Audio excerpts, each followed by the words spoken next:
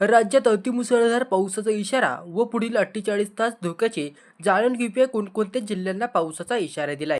1 जुलै ते 8 जुलै एक आठवडाभरामध्ये महाराष्ट्रात चांगला पाऊस झाला होता।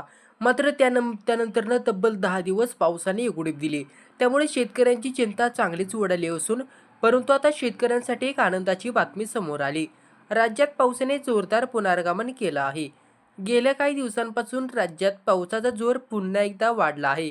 या सर्व पार्श्वभूमीवर आता हवामान विभागाकडून राज्यासाठी पावसाचा नवा अंदाज वर्तवण्यात आला।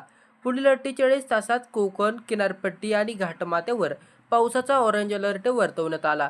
म्हणजेच या जिल्ह्यात आपल्याला मुसळधार स्वरूपाचा पाऊस आपल्याला ठिकठिकाणी पाहायला मिळू शकतो।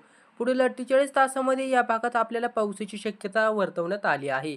मराठवाड्यातील काही ठिकाणी आपण पाहिलं तर हलका ते मध्यम स्वरूपाच्या पावसाची शक्यता आहे।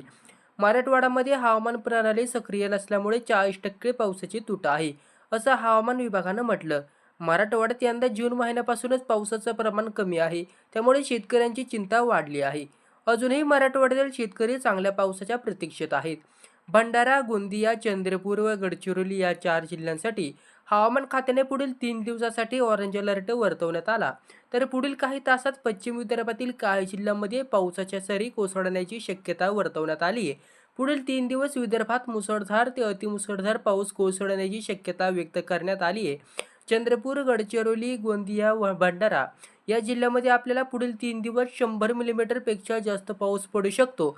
त्यामुळे नागरिकांनी सतर्क राहावं असं आवाहन हवामान खात्याकडून करण्यात आलंय। यामध्ये समुद्राला भरती येणार असून उंच लाटा उसळणार आहेत। त्यामुळे किनारी भागातील नागरिकांनी काळजी घ्यावी असं हवामान खात्याने म्हटलं आहे।